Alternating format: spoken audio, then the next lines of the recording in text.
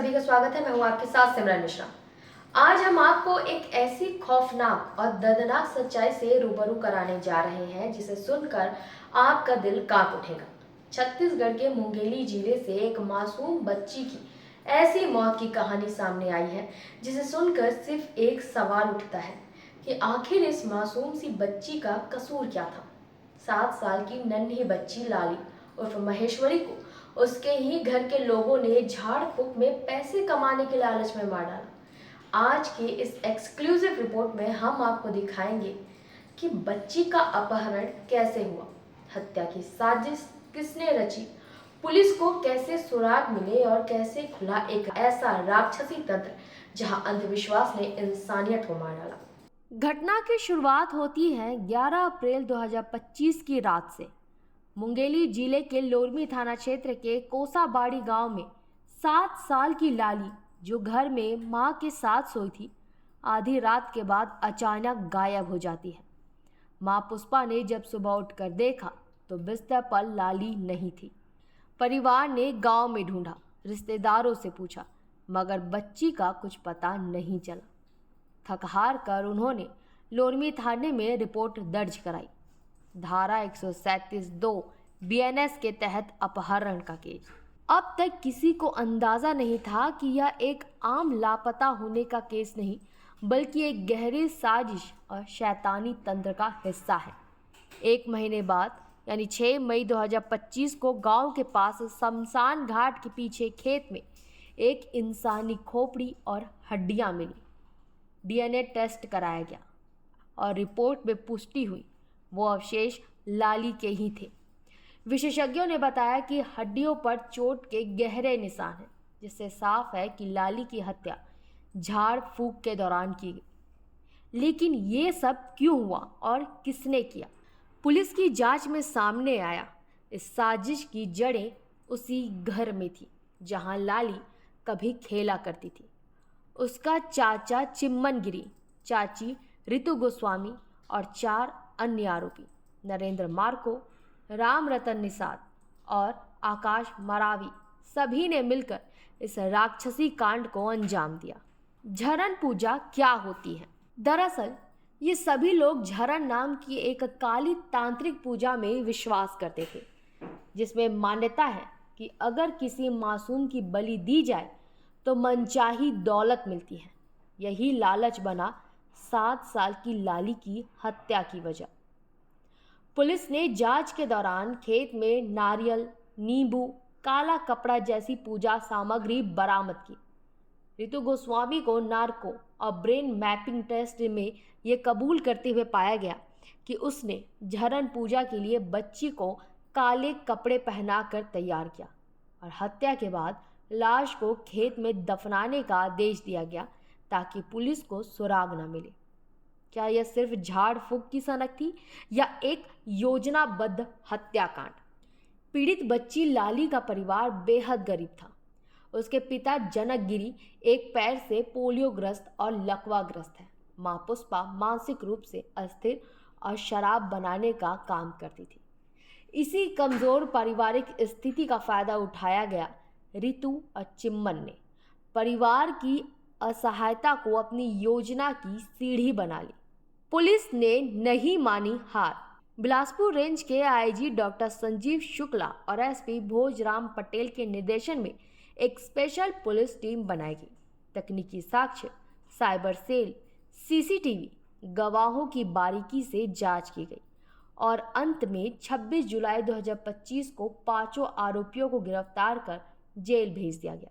ये केवल एक बच्ची की हत्या नहीं, उस इंसानियत की हत्या है जो अंधविश्वास, लालच और स्वार्थ के सामने दम तोड़ देती है। अब इस पूरे मामले में सियासी रंग भी ले लिया है। ग्रामीणों और सामाजिक संगठनों ने प्रशासन से मांग की है कि अभियुक्तों को कड़ी से कड़ी सजा दी जाए और पूरे क्षेत्र में झाड़ फूक जैसी तांत्रिक गतिविधियों पर प्रतिबंध लगाया जाए। इस केस की जांच में लोरमी पुलिस, साइबर सेल और वरिष्ठ अधिकारियों की संयुक्त टीम ने अहम भूमिका निभाई। विवेचना में तकनीकी साक्ष्य, वैज्ञानिक परीक्षण और जमीनी खुफिया जानकारी की मदद से इस भयावह सच्चाई को उजागर किया गया। यह घटना एक बार फिर यह दिखाती है कि अंधविश्वास, अज्ञानता और लालच किस हद तक इंसान को हैवान बना देता है। जहां एक तरफ समाज विज्ञान और तकनीकी की ऊंचाइयों को छू रहा है और दूसरी तरफ झाड़ फूक और बलि जैसी कुप्रथाएं आज भी मासूम जिंदगियों को निगल रही है। पुलिस की सजगता और वैज्ञानिक तरीके से की गई जांच से एक मासूम की हत्या का राज सामने आया और दोषियों को सलाखों के पीछे पहुंचाया गया।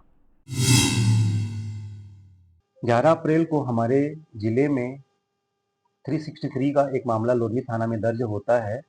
यह कोसाबाड़ी में रहने वाली लाली से संबंधित घटना थी।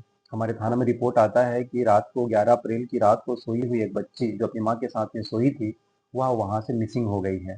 तुरंत में स्पॉट पे पहुंचा, पूरी टीम वहाँ पे पहुंची। हम लोग छानबीन की और छानबीन करने के बाद में पूरा हम लोगों ने टीम बनाया। टीम बनाने के बाद में इसके सारी इंट को हम लोगों ने चेक किया और चेक करने के बाद में आज इसके बारे में हम लोगों को जानकारी मिला। घटनाक्रम कुछ इस प्रकार से हुआ कि इस में जो बच्ची जिसका किडनैपिंग हुआ था, इसकी उसी रात को हत्या हो गई थी। बलि प्रथा के नाम पर इसका हत्या हुआ था, जिसका हमको कंकाल तंत्र 6 मई को प्राप्त हुआ था। पूरी प्रक्रिया और विवेचना करने के पश्चात इसमें 5 लोग इस घटनाक्रम में शामिल थे। रितु गोस्वामी जो उसकी भाभी है, चिमन गोस्वामी जो उसके भैया हैं, राम रतन जो कि चिमन का दोस्त है, और है नरेंद्र मार्को जो उसी गांव का पड़ोसी है, और आकाश जो कि चिमन गिरी गोस्वामी के यहाँ काम करता है। इन लोग बैगा परिवार से संबंधित हैं। चिमन खुद ही बैगा है, राम रतन भी बैगा है, और इनके मन में एक विश्वास झरन प्रथा को लेके था कि विशेष प्रकार से पूजा पाठ करने के पश्चात बच्चे की बलि देने के बाद पैसा इनके पास में आएगा। इसी कारण से इन्होंने बच्ची को नरेंद्र मार्को के द्वारा इन्होंने सबसे पहले उसको 500 रुपया देने का लालच दिया, और मार्को माँ के पास में जो बच्ची सोई हुई थी रात के 1 बजे उस बच्ची को उठा करके लाया और महिला को दिया, गोस्वामी को दिया। और वो जो महिला थी रितु गोस्वामी, उसने उसको अपनी गोद में लिया और कपड़े पहनाए और पूजा स्थल पे लेके गई। पूजा पाठ करने के पश्चात वहां पे चिम्मन और आकाश ने उसके पैर पकड़े, और उसके बाद में जो मेन बैगा था राम रतन, उसने उसकी बलि दे दिया। बलि देने के पश्चात इन लोगों ने शरीर को उठाया, और वहीं पर चूंकि पास में एक डबरी जैसा था और एक खेत था, जहां पर खेत को कुछ दिन पहले ट्रैक्टर चला हुआ था और वहां पर फसल लगाने के लिए वहां पर प्लगिंग हुआ था और मेड़ बना हुआ था। मेड़ काफी बड़ा था, उसी मेड़ को हटाया और हटा करके वहीं पर बच्ची को दफना दिया, जहां से हम लोगों को कंकाल प्राप्त हुआ था। चूंकि इसमें परिवार के लोग शामिल थे और जो यहाँ पर जो पीड़ित पक्ष था वही इसमें शामिल था, इसलिए केस बहुत ही क्रिटिकल था। इसीलिए हम लोगों ने इस केस के लिए ब्रेन मैपिंग, पॉलीग्राफ और नार्को टेस्ट हम लोगों ने करवाए, और उसी के माध्यम से हम लोगों को काफी सारी इसमें लीड मिली। टेक्निकल इंट से हम लोगों ने साइबर के माध्यम से हम लोगों को काफी सूचना मिली। सारी चीजों को इकट्ठा करने के पश्चात में ये घटनाक्रम हम लोगों को क्लियर हुआ, और आज हम लोगों ने इन 5 लोगों को, रितु गोस्वामी, चिमन गोस्वामी, आकाश, राम रतन और नरेंद्र मार्को को हम लोगों ने गिरफ्तार कर लिया, और उनको अभी हम लोग हिरासत में भेज रहे हैं। इस केस में चूंकि इस पूरे केस के दौरान जो भी हम लोगों ने घटना, जैसे आप लोगों को बताया कि यहाँ पर 5 लोग शामिल थे, उन लोगों को हम लोगों ने गिरफ्तार कर लिया है। और इस केस में जो धारा सबसे पहले 363 लगा हुआ था, और उसके बाद चूंकि कंकाल तंत्र मिला जिसका हम लोगों ने डीएनए टेस्ट कराया और प्रूफ हुआ, तो हत्या साबित हुई, तो फिर हम लोगों ने इसमें 302 की धारा लगाई। इन लोगों ने सबूतों को छिपाने का काम किया, इसीलिए साक्ष्य छुपाने का भी हम लोगों ने धारा लगाया हुआ है। और चूंकि लोग अंधविश्वास के कारण इस प्रकार की घटना को अंजाम दिए हैं, उससे संबंधित धारा भी इसमें लगाया जाएगा।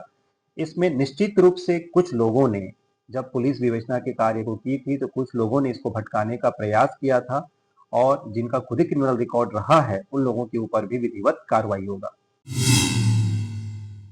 आज लाली हमारे बीच नहीं है, लेकिन उसका सवाल आज भी हमारे सामने है। उसका कसूर क्या था? क्या हम एक ऐसे समाज में रह रहे हैं जहां मासूमियत तंत्र मंत्र की बलि चढ़ा दी जाती है? क्या अब भी हम आंखें मूंदे रहेंगे या इंसाफ की लड़ाई में आवाज उठाएंगे? हम लाली के लिए इंसाफ की मांग करते रहेंगे। इस खबर पर जुड़े अपडेट के लिए बने रहे निशानेबाज के साथ। नमस्कार।